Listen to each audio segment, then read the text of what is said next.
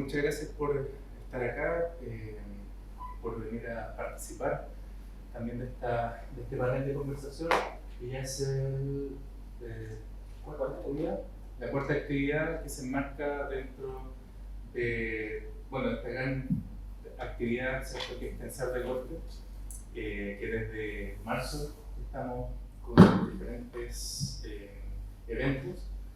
En este caso se trata de un panel de conversación en torno al tema de la dictadura y el neoliberalismo, que es un tema en general podríamos decir que podríamos encontrar cuál es la conexión que hay entre, por un lado, una dictadura, ¿cierto?, por el lado en el aspecto político, y por otro lado, ¿cierto?, el neoliberalismo, que es una teoría económica, más que una teoría, también una cultura. Pero ¿cuál es la conexión entre política y economía? ¿No? Yo creo que este es un buen panel para debatir un poco esa ligación que hay entre una ciencia social, ciencia humana también, con matemática, con proyectos políticos impositivos como una dictadura, o también con proyectos políticos democráticos también, ¿no? Así que creo que acá tenemos a tres buenos exponentes para conversar sobre este tema. La primera persona que va a presentar va a ser, Óscar Orellana. Voy a hacer una pequeña reseña sobre Óscar. Él es doctor en matemáticas aplicadas del Instituto Richard Durant de la Universidad de Nueva York. Su lugar de trabajo es el Departamento de Matemáticas de la Universidad Técnica Santa María en Valparaíso. Sus áreas de interés de investigación son la modelación matemática en economía, relatividad general y especial, combustión aerodinámica y dinámica de fluidos, mecánica cuántica, elasticidad, filosofía de las ciencias, matemática y física. Ha sido profesor visitante de New Jersey Institute of Technology en Estados Unidos, la Universidad de California en Los Ángeles y la Universidad de Bristol en Inglaterra también. Entonces dejo como primer exponente a Óscar. Son más o menos 20 minutos, entre 20 y 25 minutos, para que haga tu presentación. Por ahí, por los 20 minutos, unos minutos antes, te voy a interrumpir para avisarte. Así que muchas gracias por estar aquí. Gracias a ustedes, en primer lugar, ¿cierto? Palabras de buena crianza, por realizar este tipo de actividad y por invitarme. Estoy muy agradado de estar en Talca, donde tengo algunos amigos por ahí. Y bien, pues, déjenme un poco de manera geométrica decir cómo voy a desarrollar estos 20 minutos de lenguaje sobre este tema, tratando de ser intersubjetivo. Este tema, como ya lo dijo el presentador, ¿cierto?, Gonzalo, da para mucho, hay mucho paño que cortar aquí. Pero, bueno, por eso yo me imagino esa conjunción, dictadura y neoliberalismo, en la punta de una pirámide que tiene varias caras irregulares que bajan y forman un sólido. Por lo tanto, uno puede bajar de esa conjunción de infinitas maneras a la base para tratar de explicar por qué, ¿cierto?, dictadura y neoliberalismo. Pero hay otra pirámide que está invertida desde mi modelamiento matemático para expresar lo que quiero decir. Y esta está pegada a la base de la anterior y baja a una punta, ¿sí?, que yo quiero destacar en lo que voy a decir, que son las nociones de espacio y tiempo. Como yo diría, una de las piedras angulares que sustenta esta conjunción. En primer lugar, yo diría que dictadura y neoliberalismo, esa conjunción, de nuevo, es dura, ¿sí? Es una conjunción, por lo menos en Chile, que está unida fuertemente, ¿sí? No es una unión débil. De hecho, el neoliberalismo en Chile se instala bajo una dictadura. No fue así en Inglaterra, no fue así en Estados Unidos con Reagan, en el caso de Inglaterra con la Margaret Thatcher. No fue así, esos eran gobiernos, comillas, democráticos que instalaron en algún grado el neoliberalismo, y como bien sabemos todos los chilenos aquí es donde se instaló con más fuerza, de manera más pura, ¿sí? el neoliberalismo. Entonces lo primero que yo tengo claro es que esa es una conjunción fuerte, es una conjunción dura, ¿sí? Y la pregunta es, ¿cierto? Como ya sabemos, yo doy por sabido que todos estamos enterados cómo se instaló. La pregunta es, ¿cómo permanece? ¿Sí? Yo creo que es una pregunta interesante que nos tenemos que hacer. ¿Cómo es que permanece hasta el día de hoy? Incluso, no sé, 17, 18 años, no sé cuánto, a ver, 1989, 11, más de 30 años, ¿cierto? Esta cosa permanece, ¿sí? ¿A qué se debe? Se deberá, me pregunto a la vez, ¿cierto? ¿A qué se debe esto? Y me pregunto, ¿se deberá a que el capitalismo, particularmente el neoliberalismo, sabe algo acerca de nosotros, o sabía algo acerca de nosotros que ni siquiera nosotros estábamos enterados? ¿Somos nosotros egoístas? ¿Somos egocéntricos que andamos optimizando una función, objetivo, todo el día? No tengo duda que la base de las relaciones humanas tiene que ver con intercambio, ¿sí? Por cierto, intercambiamos, y aquí en este caso estamos intercambiando ideas, estamos intercambiando proposiciones, ¿cierto? Una visión de esto. Pero de ahí a pasar a que nos modelen como individuos egoístas, ¿cierto? Egocéntricos, que andamos todo el día optimizando una función objetivo, es algo que ciertamente, a mi modo de ver, no tiene fundamento empírico, ¿sí? Y por ahí la Isabel Sternberg en algún momento comentó en un artículo que le publicaron, una entrevista en el diario Mercurio, en Arte y Letra, última página, ella dijo, ¿cómo es posible que nosotros permitamos, toleremos que nos modelen de esa forma? Entonces, vuelvo a la primera pregunta. ¿Somos nosotros así, de fondo? ¿Por qué permitimos que nos modelen de esta forma? ¿Y por qué la cosa permanece? A lo mejor hay algo, efectivamente, que el capitalismo, y particularmente el neoliberalismo, sabe acerca de nosotros y que probablemente a lo largo de estos años nosotros mismos, si conversamos, ¿cierto?, nos damos cuenta que tenemos mucho de capitalista, mucho de neoliberal, ¿sí?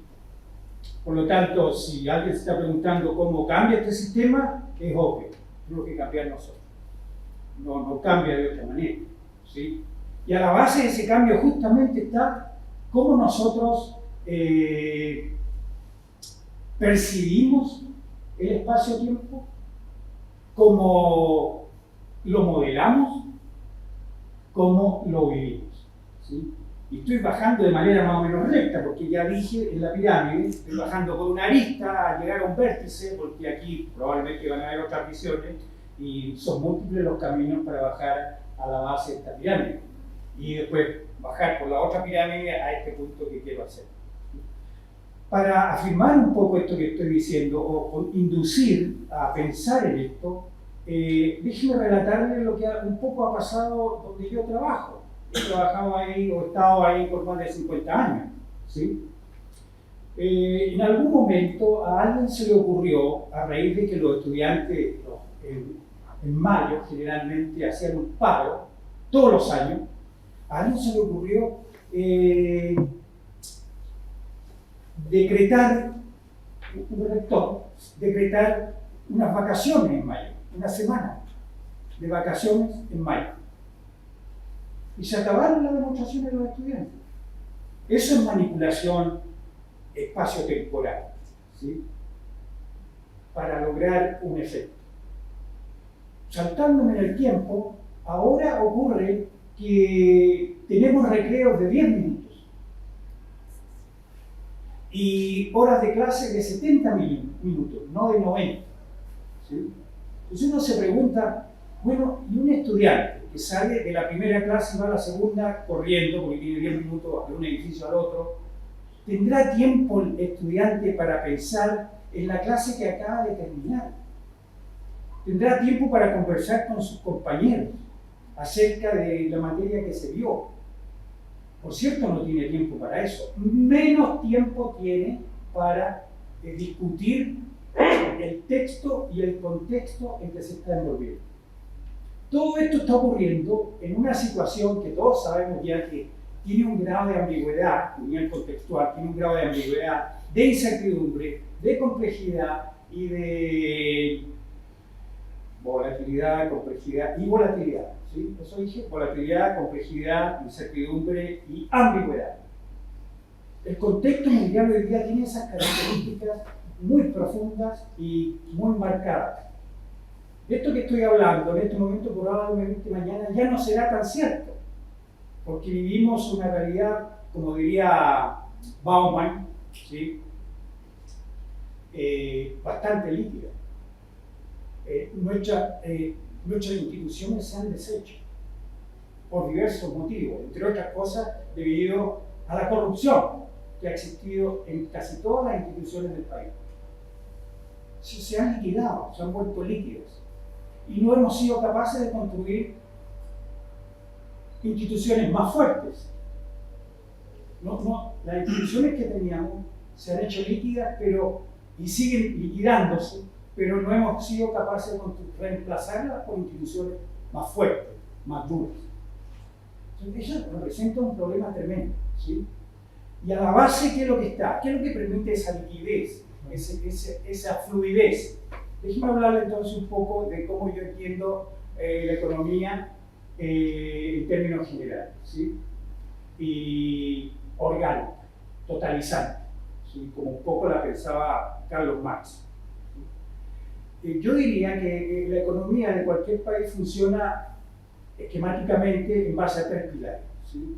Está la creación de valor, como decía Carlos Marx, está la realización del valor y después está la distribución del valor. Por cierto, hay más cosas que poner, pero eso es fundamentalmente.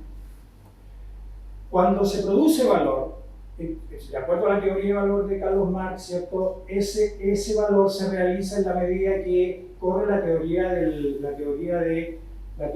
valor, ¿cierto? Que es el tiempo socialmente necesario para producir, colocar en el mercado este objeto, la mercancía y venderla. ¿Sí? Bien. Pero el capitalismo, particularmente el neoliberalismo, necesita que el capital circule en esos 3 pilares cada vez con mayor velocidad.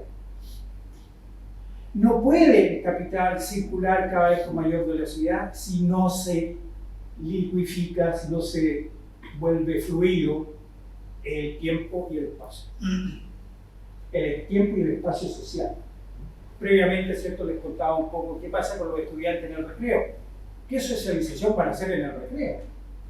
Ninguna. ¿Sí? Por último, podrían socializar el conocimiento que acaban de escuchar, pero no tienen tiempo para eso tampoco. ¿Sí? Entonces, el tiempo, como lo pensaba, por ejemplo, a comienzos del siglo, el filósofo del concepto duración, ¿cierto? Que se me olvida el nombre en este momento, Bergson. Había duración previamente. El tiempo desapareció, ahora es instantaneidad. La instantaneidad no es tiempo, ¿sí?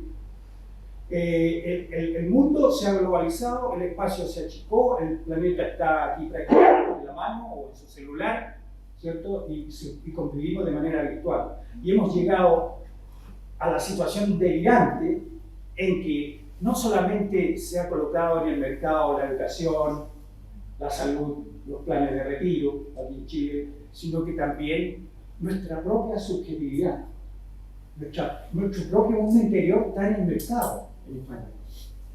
Está a la venta, está la compra y venta, ¿sí? Pero toda esta liquidez, toda esta fluidez, ¿cierto?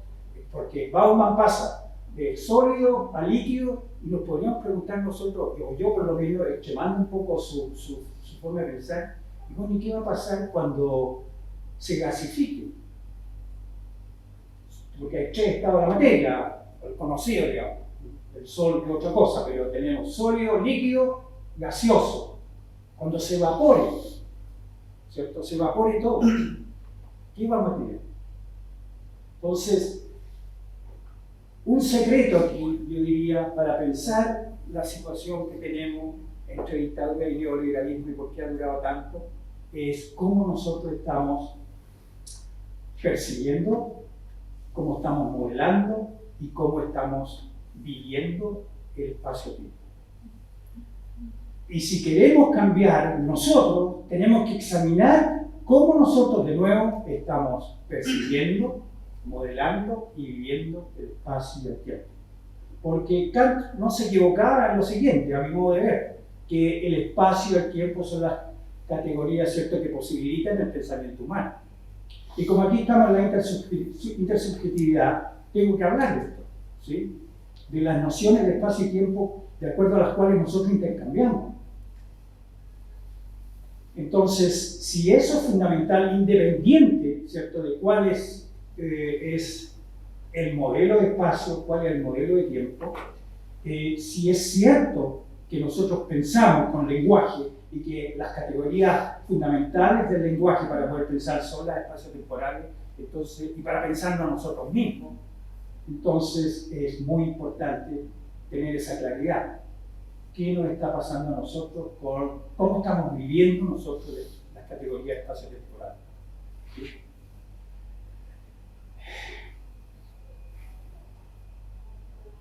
¿Cómo estoy en el tiempo? Te quedan 7 minutos. Ya. Entonces, ¿qué podría agregar?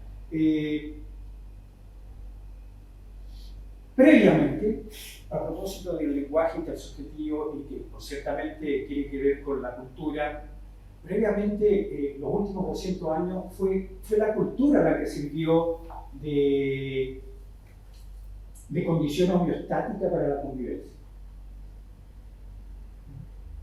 Era la cultura la que dictaba hasta cierto punto los modos de conducta y comportamiento humano y servía de pegamento para la convivencia, ¿sí? Se acabó. La cultura está a la venta, está en el mercado ahora. Y si la cultura está en el mercado y es la cultura la que nos tiene que ayudar a hacer el cambio, tenemos un problema, porque esa circularidad se está dando de manera viciosa.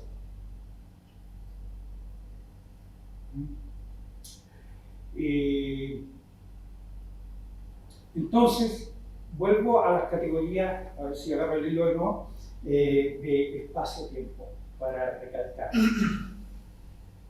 Si el tiempo se vuelve instantaneidad, ya no hay pasado, no hay futuro, es esto, punto, instantaneidad. Y si el espacio es mínimo, ya no nos estamos espaciando ni temporalizando. Entonces, yo para venir a este lugar a conversar con ustedes, anoche me paseé y me temporalicé porque ya tengo cierta edad, entonces hago eso. Y hice el viaje y vi los tiempos, ¿sí? Y viví los tiempos, ¿cierto? Si usted quiere, imaginariamente. Viví los espacios que tenía que recorrer. Y eso en el pasado, y sobre todo en nuestros antepasados, ¿cierto?, que eran cazadores recolectores, era muy importante saber espaciarse o aprender empíricamente a espaciarse y temporalizarse. Se jugaba la vida en eso, ¿sí? Pero poco a poco, ¿cierto?, el metabolismo que nosotros hemos ido cambiando, ¿cierto?, en nuestra relación con el entorno, con el planeta Tierra en particular, pasó de que teníamos un metabolismo, ¿cierto?, que basado en esto de los cazadores recolectores, pasamos debido a la revolución del Neolítico, 10.000, 8.000 años atrás, ¿cierto? Pasamos a establecernos en un lugar, aparecieron los primeros asentamientos humanos. Y bueno, ahí ya empezó el tema de la propiedad privada, en algún grado. Estos son mis animales, estas son mis lechugas, este es mi perro, estas son mis mujeres, o al revés. Después de eso, si me salto a la revolución industrial, vuelve a cambiar el metabolismo o la relación entre el ser humano y su entorno, y cambia de manera radical. Y hoy día estamos, no sé si en la cuarta o quinta revolución, y estamos pasando a una relación virtual con nuestro entorno. Lo cual, ciertamente, la virtualidad, ¿en qué consiste? En justamente la instantaneidad y el espacio, digamos, restringido, total, a un solo punto. De nuevo, ¿cierto? Ahí están presentes estas categorías espacio-temporales en juego. Por lo tanto, y con esto termino porque creo que ahora sí, por lo tanto, yo diría que si alguien piensa que hay que cambiar esto, yo creo que se puede cambiar, va a tomar mucho tiempo, pero porque nosotros cambiamos lentamente. ¿Sí? El neoliberalismo se reificó, se instaló, se reificó y se institucionalizó en Chile. No es llegar y desmontarlo. Tampoco, yo no soy anticapitalista, esencialmente. ¿No? Yo creo que tenemos que volver a apreciar restricciones a la libertad. El laissez-faire nos ha traído hasta aquí. Graves peligros estamos enfrentando en el horizonte. Necesitamos reglas. El laissez-faire, ¿cierto?, nos ha llevado a la desregularización. Chile es un ejemplo de regularización y hemos colocado en el mercado cosas que, o hemos permitido, mejor dicho, que se coloquen en el mercado cosas que jamás debieron haber estado en el mercado, como por ejemplo, para mi gusto o desde mi punto de vista, la educación no debería estar en el mercado, la salud no debería estar en el mercado, los planes de retiro no deberían estar en el mercado, y comento un poco sobre este tercer tema. ¿Cómo es posible que el sueldo de una persona que ha trabajado 50 años, 40 años, esté sujeta a especulación? Porque está en el mercado. Y debido a que está sujeta a especulación, si exagero, puede desaparecer o puede crecer, no sé, pero tal cual lo hemos visto, más bien se achica. ¿Sí? Entonces hay cosas que no deberían estar en el mercado, simplemente.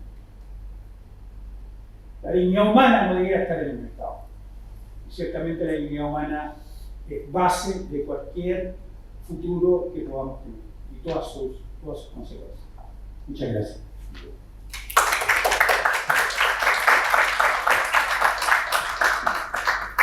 Muchas gracias, Oscar. Pasamos entonces a la segunda presentación. Va a haber un acotado tiempo también de discusión, de preguntas, en el caso de que ustedes que están acá presentes quisieran preguntar al panel algunas de las cosas que se han dicho, que se han afirmado, que se han discutido acá. Paso entonces a presentar a alguien que viene de la casa. Bueno, María Irene Fonseca, ella es directora de la Escuela de Ingeniería Comercial y Académica del Departamento de Economía y Administración de la Facultad de Ciencias Sociales y Económicas, acá en la UCN. Ella es doctora en Economía por la Universidad de Chile, fue investigadora joven del Núcleo Milenio en Desarrollo Social y del Instituto de Investigaciones de Imperfecciones de Mercados y Políticas Públicas. Actualmente es investigadora asociada del Centro de Estudios Urbanos Territoriales, el CEUT, que también pertenece acá a la UCN, Sus intereses de investigación están relacionados con problemas de asignación, diseño de mecanismos, teoría de emparejamientos, teoría de juegos, bienestar social y políticas públicas. Entonces te dejo, Eve, el micrófono para que puedas hacer tu presentación. Muchas gracias a ti, Gonzalo. Yo decidí, bueno, voy a estar viendo ahí que tienes el celular. Yo decidí traer una presentación para compartir con ustedes algunas citas y algunos gráficos, como para motivar la discusión, ¿no? Bueno, estamos hablando de neoliberalismo en dictadura, que es el neoliberalismo, ¿no? En términos muy globales. Podemos decir que es una política económica, una teoría económica y política que define el control mismo del gobierno, el control mínimo del gobierno. Tenemos un gobierno chico acá, de la economía, ¿no? Basándose en la creencia de que la intervención gubernamental limitada y el libre mercado conduce a una mejor eficiencia, innovación y bienestar individual y social. Entonces, entre las principales políticas que tenemos neoliberales son la privatización de las industrias estatales, la reducción de impuestos y tarifas, la liberalización del comercio, la inversión y la desregularización de la economía. Me gustaría partir, creo que es importante, como hacer una pasada por la historia del pensamiento económico, para ver dónde situamos al surgimiento del neoliberalismo, por lo menos de los últimos siglos, ¿verdad? No vamos a ir tan atrás. Empecemos con el mercantilismo, siglo XVI, XVIII. Acá el Estado tiene un rol importante, proteccionista principalmente, relacionado también con la estructura colonial, en donde se asume la riqueza como tenencia de metales preciosos, ¿verdad? Y un Estado que tiene un rol importante en proteger, digamos, sobre todo lo nacional. Se fomenta principalmente las exportaciones por sobre las importaciones. Luego tenemos ilustración y liberalismo clásico, en donde está la base del neoliberalismo, ¿no? Y acá, diría, principalmente se postulan dos cosas: la libertad individual y el mercado. Luego, la revolución industrial, con todo el boom tecnológico que ya sabemos, y la famosa era dorada, en donde muchísimos países tienen tasas de crecimiento económico bastante altas, y aquí además es donde se asume el patrón oro. Y luego viene, bueno, no tan luego, ¿verdad? Pero la Gran Depresión, 1929, que genera una crisis global en donde nuevamente nos cuestionamos el rol del Estado. Y aquí es donde se posiciona con fuerza toda esta corriente keynesiana, en donde el Estado tiene un rol importante para fomentar la demanda agregada. Aumentamos el gasto público y así también ayudamos a controlar los ciclos económicos. Ese es el principal postulado keynesiano. Luego, Segunda Guerra Mundial, ¿verdad? Y los tratados de Bretton Woods, en donde se instala un sistema financiero internacional y se crea el Fondo Monetario Internacional y el Banco Mundial, que pasan a ser dos instituciones fundamentales para la definición de políticas económicas en la mayoría de los países del mundo hasta el día de hoy. Y ahí tenemos el neoliberalismo, 1970 aprox hasta la actualidad, que rescata pensamiento clásico, lo cuestiona en cierta medida, pero rescata sus bases. Y sus principales postulados son desregularización y privatización, principalmente. Vamos a hablar obviamente más del neoliberalismo más adelante. Luego, bueno, se da la caída del muro de Berlín, fin de la Guerra Fría, en donde además se da como una expansión global del capitalismo. Crisis financiera global 2008, muy reciente, todos la vivimos, en donde nuevamente se cuestiona el rol del Estado como fiscalizador en temas financieros en este caso. Más recientemente, la adopción de objetivos de desarrollo sostenible de la ONU, en donde pone sobre la mesa, no por primera vez, pero sí con más fuerza, el tema de los límites en el crecimiento, pensando en los límites planetarios también. Y nuevamente entra en tensión estos postulados neoliberales de crecimiento infinito, ¿no? Y bueno, finalmente la pandemia, que en alguna medida retoma algunas reflexiones, por ejemplo, la vigencia de prácticas, digamos, alternativas al mercado, las ollas comunes, el trueque, que se pueden ver como prácticas económicas, pero también como prácticas políticas. Y también algunas reflexiones en torno a las condiciones laborales también, que nuevamente tensiona algunos de los postulados neoliberales, ¿no? Y bueno, en la parte más académica quizás, sabemos que los principales precursores de este pensamiento, Friedman y Hayek, y en la parte más política, Reagan y Thatcher. El neoliberalismo en Chile. Yo creo que aquí vamos a estar de acuerdo que uno de los principales culpables, por decir de alguna manera, la inflación. Aquí tenemos una serie desde 1971 hasta 2022 y resaltado el periodo de dictadura. Entonces, ¿qué es lo que podemos observar? Efectivamente, la inflación comenzó a acelerarse en 1972 y alcanza niveles ya muy altos en 1973 y en su momento peor, arriba del 500%. No hay un gobierno, una economía, un estómago que soporte niveles de inflación tan altos por mucho tiempo. Y efectivamente vemos que durante el periodo de dictadura se logra regularizar, digamos, este tema de la inflación, lo cual se sostiene en democracia, ¿verdad? Un manejo de la inflación. Bueno, ¿y cuáles son? Podemos luego ahondar sobre esto, las causas de la inflación, pero en términos muy generales: incremento en el gasto público, déficit fiscal y financiamiento monetario. O sea, per se, el problema no es aumentar el gasto público, el problema es que no tenga un financiamiento sostenido, seguro, que el financiamiento sea mediante emisión de moneda. Ese es el problema, ¿no?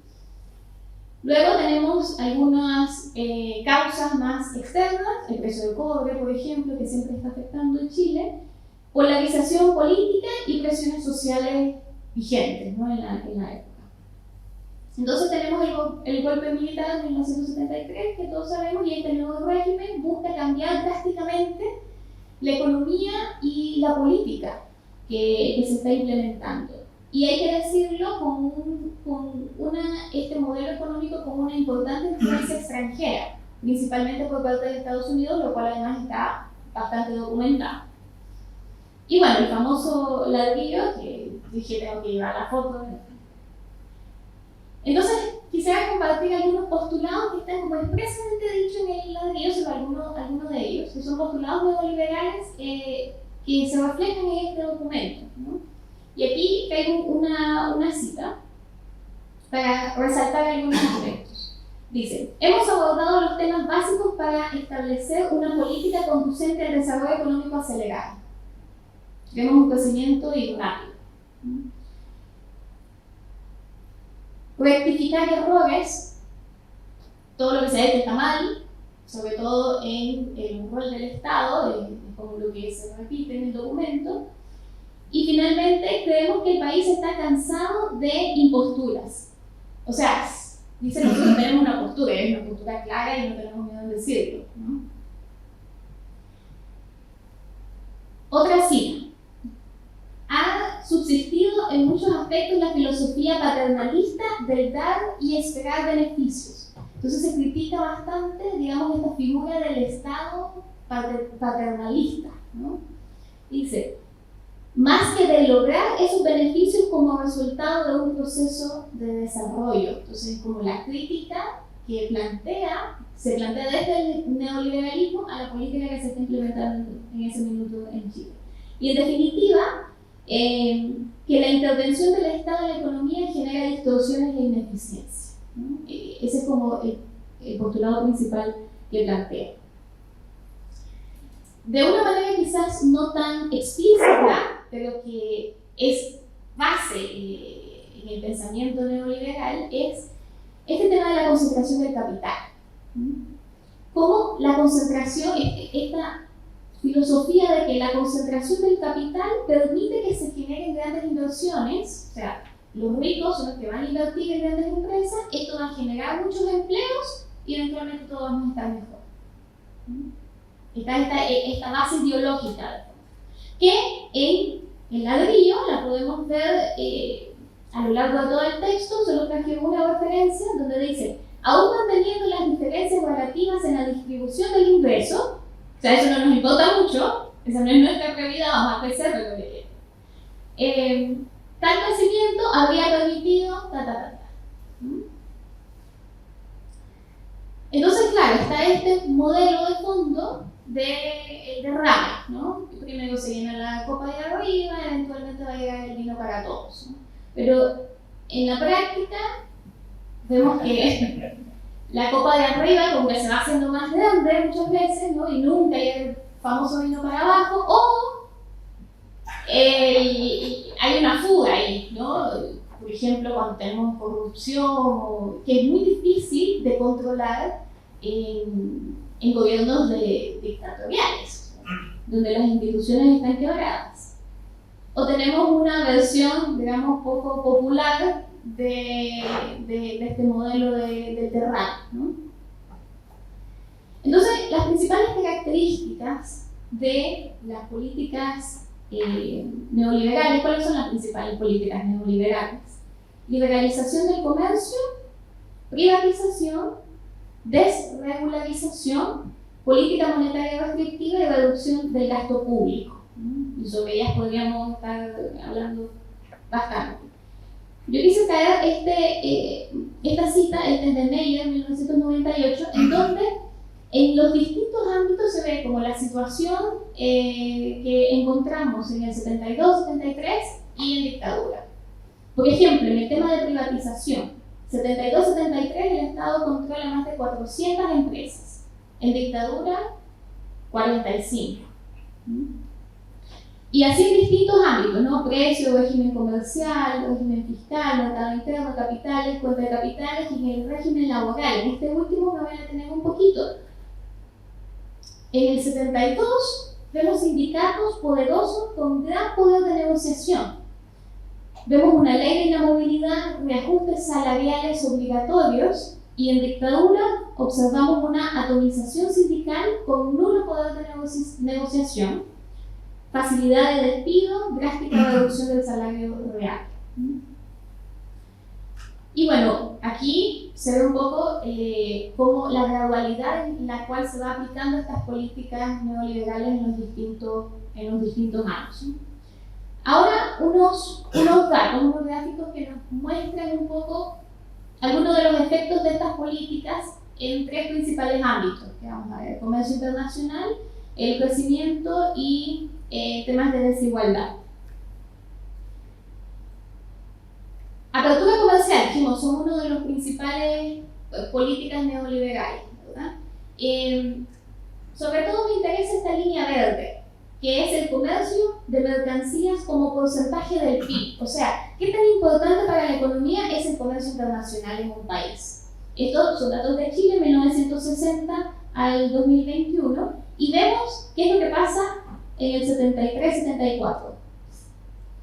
Pasa a tener una mucho mayor importancia el comercio internacional. Realmente se observa una apertura comercial de Chile con el extranjero. En términos de crecimiento económico, tenemos crecimiento del ingreso nacional bruto per cápita en Chile desde 1960 a 2022. He destacado la parte de dictadura y, bueno, si uno ve el promedio, las tasas de crecimiento, hay una mayor dispersión obviamente observada en dictadura acá, pero en promedio es el mismo. quitando obviamente estos datos atípicos que tenemos aquí, que además, hay que reconocer, están bastante explicados por factores externos. Aquí, por ejemplo, en el 82 tenemos la famosa crisis de deuda, que se da principalmente por políticas monetarias restrictivas de Estados Unidos, en donde sube la tasa de interés para controlar la inflación, y eso afecta significativamente las tasas de crédito que tienen los países de una deuda que además está en dólares. Y se ve afectado no solo Chile, aunque, y esto habría que luego, habría que decirlo con cuidado y luego analizarlo, pero es muy posible que el efecto en Chile de la deuda, de la crisis de deuda que experimentaron países en desarrollo, haya sido mayor en Chile producto de las políticas neoliberales que se estaban implementando en la época. Habría que analizarlo, pero es muy posible. Uno podría decir, bueno, no quiero ver tasas de crecimiento, quiero ver un poco la tendencia de la economía, y bueno, periodo de dictadura trae esta situación, pero en verdad la mayor pendiente la vemos en democracia, o sea, este boom económico famoso chileno no se da en dictadura. Ahora, uno puede decir ya políticas neoliberales no necesariamente tienen efectos inmediatos, tienen efectos prolongados, y muchos de los efectos que estamos viendo en democracia es por las políticas neoliberales implementadas en dictadura. Eso podemos discutirlo también. Si hacemos una comparación entre países, porque lo ideal sería acá tener un contrafactual, o sea, poder tener un gemelito de Chile, un país que antes del 73 venía muy parecido, venía igual, no tiene este quiebre, digamos, no tiene dictadura, no tiene esta implantación tan abrupta de políticas neoliberales, y veamos qué pasa. Eso sería lo ideal, tener este contrafactual para poder hacer una valoración. No, eso es más difícil, no lo tenemos, pero sí podemos comparar a Chile con el resto del mundo. Y aquí lo que tenemos son evolución del PIB real per cápita de Chile. Chile es el que está con los puntitos, y el promedio por región. Entonces, claro, aquí vemos economías como Oceanía, aquí tenemos Norteamérica, Europa, Latinoamérica, Asia y África. Entonces, claro, Asia, si se ve ese boom, ¿no? Asia pasa de ser de los peores del mundo, en términos de región, ¿verdad?, de grupo de países, junto con África, y miren lo que pasa con Asia. Hasta aquí, o sea, pasa de aquí a aquí, pasa de ser el peor a ser el mejor de este grupo de países. Eso es un milagro de crecimiento económico. Eso es algo que uno dice es un crecimiento económico y un cambio estructural importante. Pero Chile ha mantenido en términos relativos su posición, si la comparamos con el resto del mundo. O sea, si la comparamos con América Latina, por ejemplo, que es esta línea de acá, ha estado mejor en promedio, ¿verdad?, los países de América Latina, y aquí se separa un poco más en los últimos años, pero no en dictadura. Bien.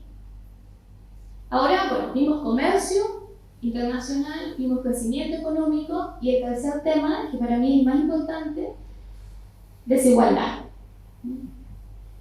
Las políticas neoliberales implementadas en dictadura exacerban la desigualdad y generan las bases para que ésta se sostenga. Esto no es una opinión, es un hecho. ¿Y cómo explicamos que en dictadura haya aumentado tanto la desigualdad y que además haya generado las bases para que esa desigualdad difícilmente se revierta? Uno puede analizar cada una de las acciones de las políticas implementadas, llamamos neoliberales en dictadura, y ir como con cada una de ellas viendo el porqué, ¿verdad? Yo solo traje dos como ejemplo. Por ejemplo, en el sector agrícola, sabemos de que en los gobiernos de Frei y Allende se implementaron una serie de reformas agrarias. Luego en dictadura se devuelven tierras a los antiguos propietarios, otras se rematan entre privados, generalmente no habitantes de las zonas rurales, y un porcentaje se devuelve a los campesinos. Se hace eso en una primera instancia. ¿Qué es lo que pasa? De que al mismo tiempo se da una reducción significativa de los programas de apoyo al campesinado. Entonces finalmente los campesinos se ven obligados a vender su tierra y trabajar para el nuevo dueño. Entonces ahí vemos una política muy concreta que genera un cambio estructural en la distribución del ingreso y de la riqueza, porque la tierra es riqueza. ¿No? Otro ejemplo, sabemos que en dictadura parte de las políticas neoliberales es la reprivatización. Entonces, ¿cuál es el tema? Estas ventas de las empresas se dan en momentos complejos económicos. Vimos estos baches, ¿no? Entonces, solo un grupo muy limitado, muy contado, solo contados agentes económicos pudieron presentar ofertas. Entonces, esto genera una formación de grandes conglomerados que dominan finalmente la estructura económica. Pero, ¿cuál es el problema de la desigualdad? Bueno, está temas de derechos humanos, que es lo más importante, pero en términos económicos, ¿qué es lo que sabemos? La desigualdad genera ineficiencia. Entonces, esta idea de, bueno, podemos permitir alta concentración porque con alta concentración van a generarse grandes inversiones, empleos y va a llegar como una mejora para todos. Lo que estudios como la CEPAL y otros que cito ahí demuestran es que en verdad la desigualdad crea ineficiencia. ¿Y cuál es el argumento detrás de esto? Bueno, cuando tenemos una mayor igualdad, entonces ahí permitimos a nuevos talentos desarrollarse y ahí es donde se genera la innovación, el desarrollo. Por otra parte, por el lado de la demanda, bueno, aumenta la restricción presupuestaria de las familias y pueden acceder a consumir más y ojalá un consumo más variado, más responsable, si además sumamos igualdad en términos de salud y de educación. Este gráfico ilustra muy bien esto. Es la relación entre la productividad y el índice Gini. Ustedes saben que el índice Gini es el índice de desigualdad, entre más alto, más desigual. Entonces, ¿qué es lo que observamos acá? Que altos niveles de productividad están asociados con bajos niveles de desigualdad y que, por el contrario, altos niveles de desigualdad están relacionados con bajos niveles de productividad. Además, la desigualdad genera mayor conflicto. Un estudio 2018 de COES incluso sugiere una disminución en la desigualdad en Chile de 0,49 al 0,46 del índice Gini podría resultar en una reducción de aproximadamente 18% de los conflictos en Chile. Esto, datos más recientes, ¿no? Entonces, pero me podrían decir, ya, la desigualdad es mala, estamos de acuerdo. Pero esta afirmación de que en dictadura aumentó la desigualdad, me diste solo dos ejemplos, la reforma agraria y la privatización, como para decir, bueno, la distribución del ingreso fue distinta.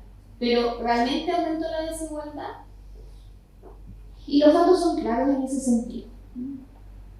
Aquí tenemos una serie hasta 2017, desde 1964, y veamos que antes de 1970, la concentración del ingreso por el 1% más rico de Chile estaba alrededor del 13% en promedio, ¿no?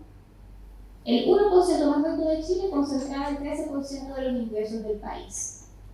¿Qué es lo que pasa en el gobierno de Salvador Allende? Disminuye esa concentración del ingreso del 1% más rico del país. ¿Y qué es lo que pasa en dictadura? Esto. Incluso aquí esta línea que ven es porque se pierden datos. Perdimos 9 años de datos. Entonces es posible que incluso haya llegado a picos más altos. 20% de concentración, según algunos estudios. Y lo más grave del asunto es que se llegó a un punto tal de concentración del ingreso del cual es muy difícil revertir el efecto. Entonces vemos de que, si bien en democracia se ha logrado disminuir la concentración del ingreso del 1% más rico, no hemos logrado llegar a niveles predictadura. Y eso con todas las consecuencias sociales que puede tener. Y bueno, si comparamos entre países de la OCDE, vemos que Chile, que es el de la línea negra, es el que tiene mayor concentración del ingreso del 1% más rico, exceptuando en los últimos años Estados Unidos. Y con esta frase cierro, que es en verdad para la como provocación. No es el temor a los cambios, puesto que los hay y profundos durante el gobierno de Frei, sino el temor a los cambios irreversibles lo que explica el respaldo masivo al golpe militar. Dejo ahí como para la reflexión y lo vamos discutiendo.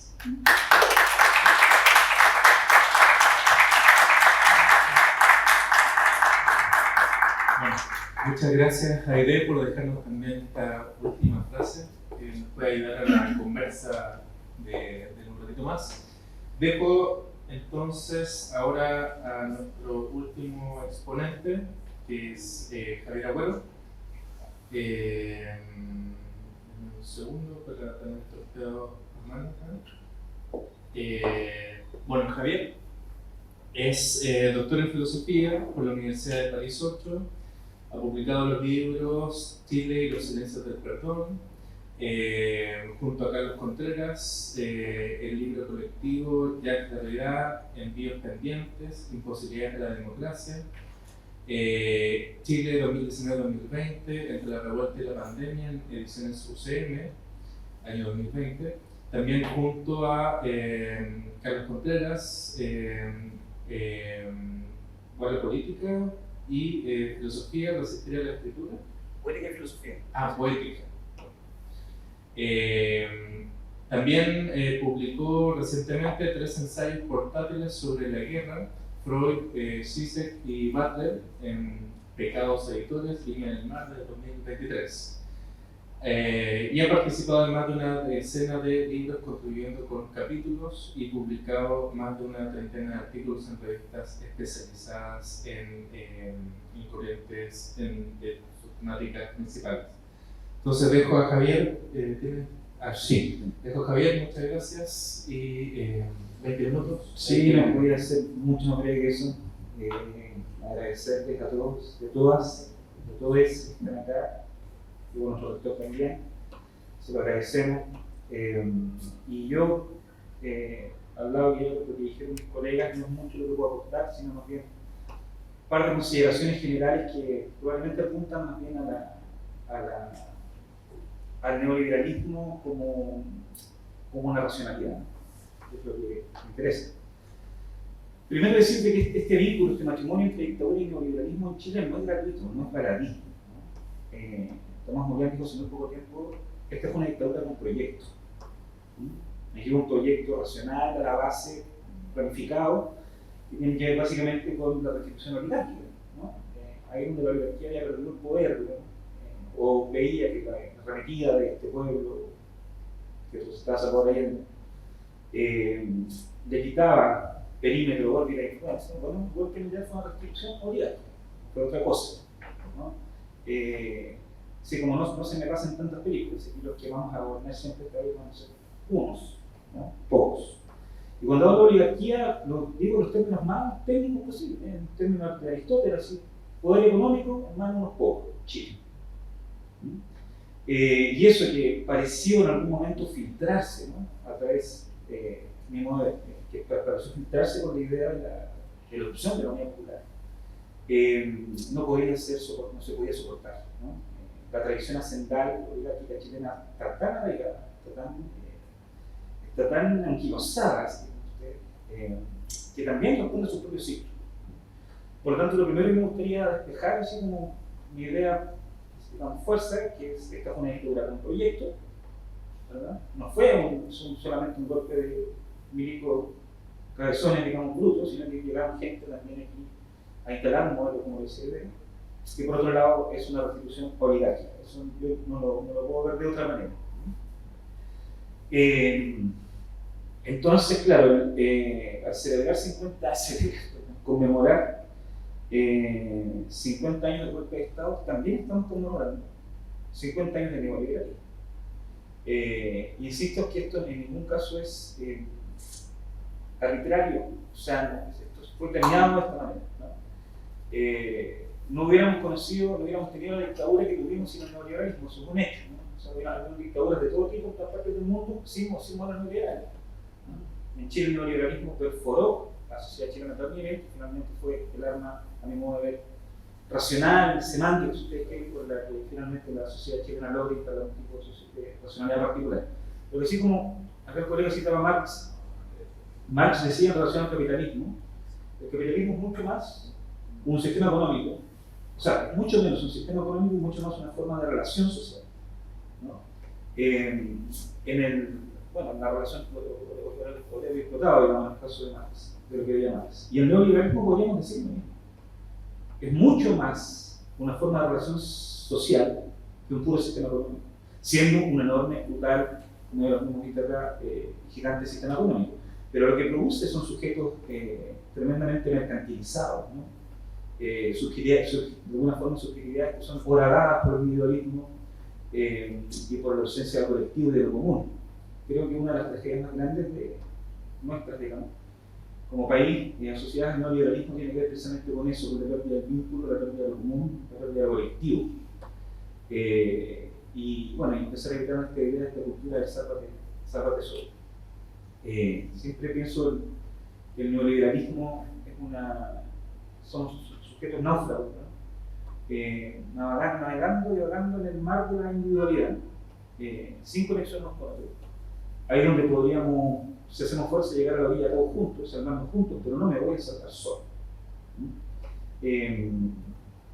Ese tipo de racionalidad tan específica, al mismo tiempo que tan, insisto, anquilosada y arraigada en la sociedad chilena, persistió.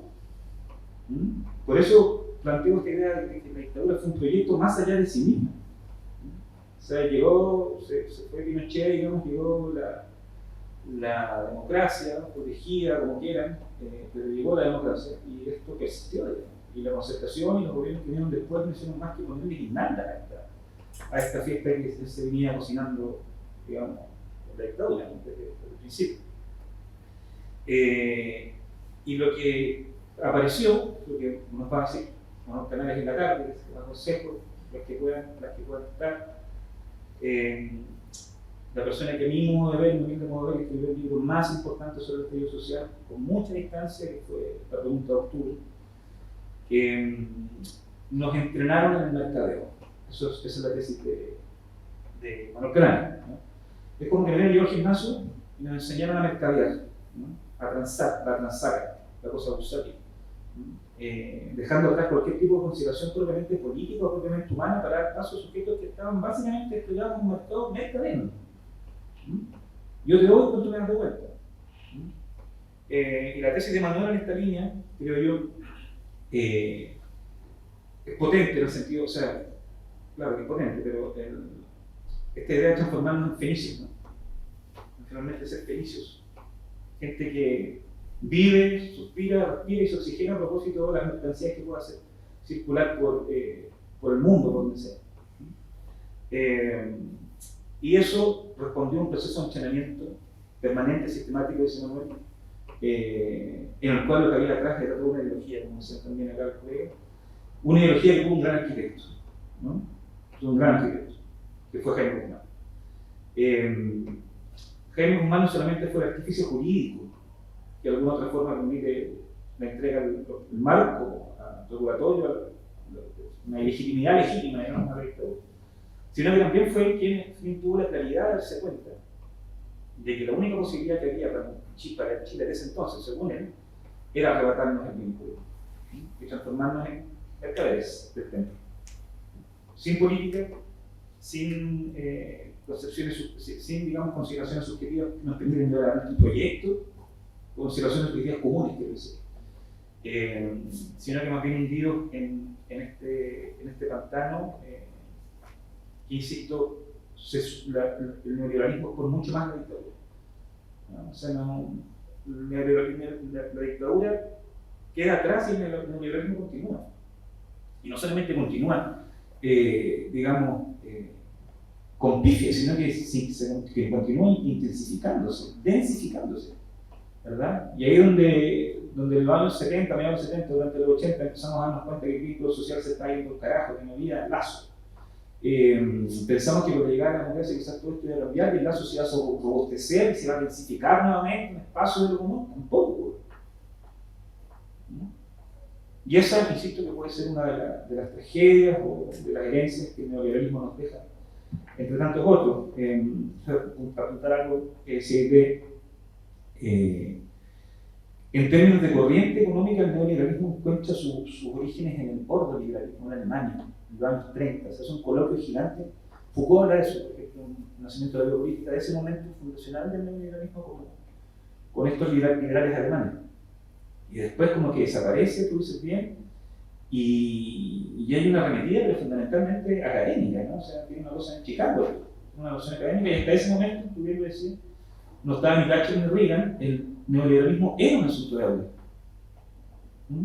Una teoría económica más. Hay premios Nobel, Freire, Keynes, Friedman Keynes. Pero no dejaba de ser un protoproyecto político, económico y social que estaba más bien anclado en Chicago. Es bien curioso que la gente que se fue a doctorar a Chicago, en Chile, todos los Chicago Boys, los neoliberales, se vayan al 68 y vuelven al 73 con su doctorado en la patria. ¿No? Eso no sé si es una casualidad. Y se fueron a doctorar con él. O sea, ¿no? Yo pienso que se van a doctorar en neoliberalismo.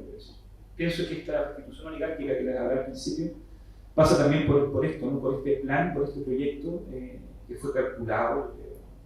No creo que haya nada llegado a mi pasar. Y se mandaron a la gente a doctorarse a Estados Unidos, a Chicago en el 68, para volver al 73 con su doctorado encima. Permítanme sospechar. Bueno, lo último que quería decir a este respecto es que, según todo esto, del neoliberalismo y la dictadura, es que se produce un entrelazamiento macabro entre horror, asesinato, muerte, dictadura, gente descuartizada, tirar al mar, lo que saben.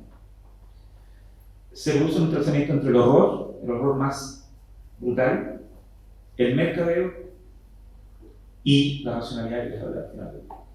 Entonces, y esto puede llegar a ser, a mi modo de ver, o sea, es interesante, pero también es como oscuro, es como gris. Es decir, la subjetividad que se crea en Chile es a propósito del horror. Y lo que media entre el horror y la subjetividad es el mercado. Lo que pegotea, de alguna otra manera, lo que mantiene este vínculo entre horror y racionalidad es el mercado. Por lo tanto, no somos sujetos, los chilenos, digamos, chilenas que estamos acá, no somos, o sea, todo lo que vivimos no es fruto de un azar. La historia pocas veces, cuando se trata de proyectos políticos como estos tan terribles, tan salvajes, pocas veces se mueve en la órbita de lo azaroso, ¿no? El radio en que la historia tiende básicamente a reproducirse a sí misma cuando de estos tipos de proyectos se trata es porque hubo un planteamiento de origen, una racionalidad y en la cual fuimos muy bien entrenados, como dice Manuel Canario. Insisto que los invito a verlo de todas maneras. Muchas gracias.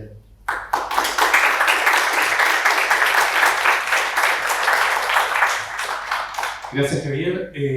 Nos quedan entonces un par de minutos para las preguntas. Dejo abierta el espacio. Veo por allá Esteban que quiere hacer una pregunta. No sé si lo puede hacer a Dios, yo creo que sí.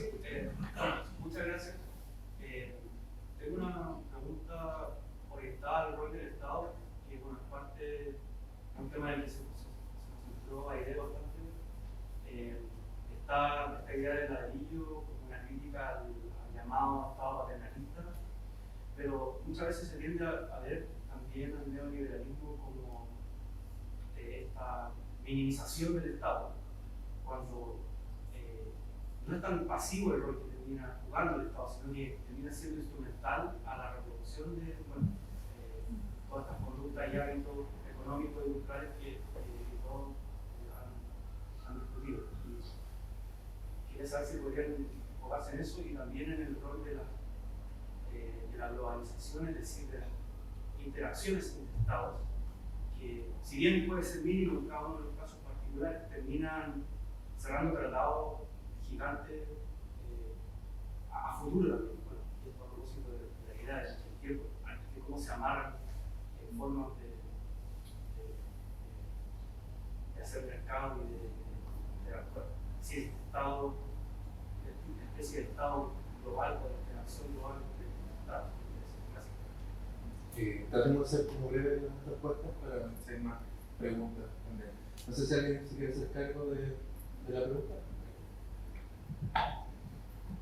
Sí, bueno, podría discutir mucho sobre eso, pero sí, coincido contigo de que, claro, es un estado pequeño, pero muy presente. Y para desregularizar. Y claro, y favorecer, ¿qué grupos finalmente son los que favorece con esa desregularización? ¿Y en qué ámbitos son que se desregularizan? Meyer tiene una cita así que decía que el Estado debe de tener un rol, según el pensamiento neoliberal, según su interpretación, la de Meyer, del pensamiento neoliberal, el Estado debe tener un rol como un gerente en una empresa. No es el que va a ir a trabajar, por lo tanto no se tiene que meter directamente en la producción de las cosas, en economía, en tener empresas y tal, sino que es como un gerente. Entonces ve, claro, como que el modelo económico es un gran modelo de gerencia de una empresa, ¿no? Y claro, de acuerdo contigo en temas de convenios internacionales, yo diría no solo en el ámbito internacional, sino que normativas que se dejan ahí amarradas, fijadas y que influyen en las relaciones económicas, no solo inmediatas, sino que quedan en el tiempo, lo hemos visto hasta el día de hoy. Sí. Bueno, complementando la respuesta de Katie, este tema de la globalización y el levantamiento de todos estos tratados internacionales le quitan soberanía y autoridad al Estado. Y como bien dijo Heidi, lo que le queda, la herramienta que le queda al Estado es la desregularización, prácticamente, no le queda nada más.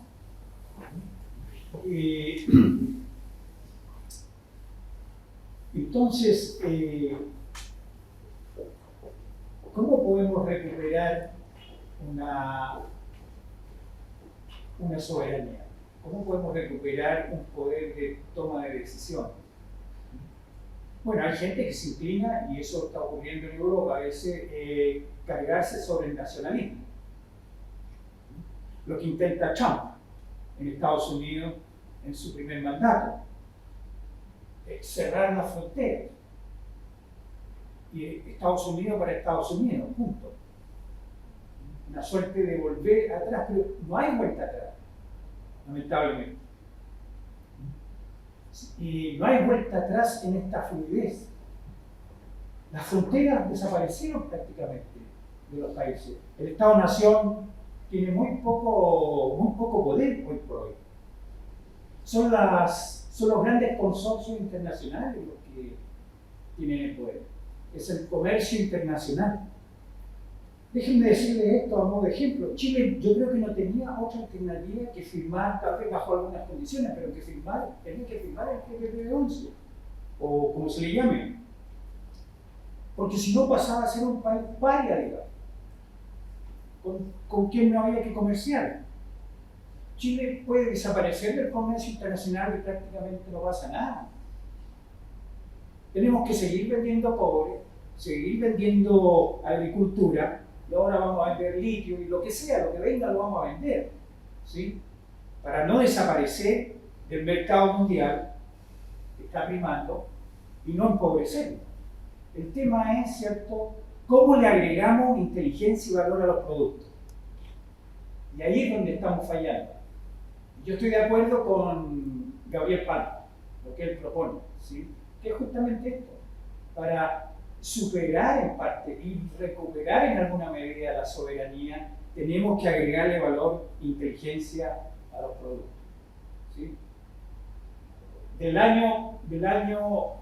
Desde que se recupera en los 90, ¿cierto? Tenemos el gran boom, como señalaba los datos que nos mostraba, ¿cierto?, un gran boom económico, donde íbamos a la par con Corea del Sur. Pero en 1996-1998 el crecimiento de Corea del Sur continúa hasta alcanzar prácticamente hoy día a Estados Unidos en dólares, digamos, y Chile se va en la horizontal. ¿Qué está pasando ahí? Bueno, que explotamos el país, los recursos naturales hasta más no poder, pero eso tiene un límite. Y tiene un límite en cuanto a la competencia y tiene este límite que no hemos sido capaces de agregarle valor e inteligencia a los productos, porque bueno, parece que a nuestros empresarios no les interesa mucho agregarle valor e inteligencia a los productos, y nosotros como ciudadanos no hemos actuado a través del Estado para que se genere una política de agregarle valor e inteligencia a los productos potente. Tener un proyecto país con eso al centro para crecer y, por cierto, después ver también cómo se distribuye el ingreso nacional para superar también la maldita desigualdad que tenemos. Bien, no sé si estamos, sí, no hay espacio para, quizás muy breve para, ¿no? Ya. Bueno, suelo cerrar, quizás recordar este lema, ¿no?, que apareció en el estallido social de que el capitalismo nació en Chile y se va a morir en Chile. Parece que hay serias dudas sobre ese lema, ¿no? Así que bueno, muchas gracias a todos ustedes por participar, gracias también al panel presente y bueno, que sigan, que hagan una actividad más hoy en la tarde, totalmente invitados en este mismo lugar, ¿no? Sí, en este mismo lugar. Así que muchas gracias, estamos listos.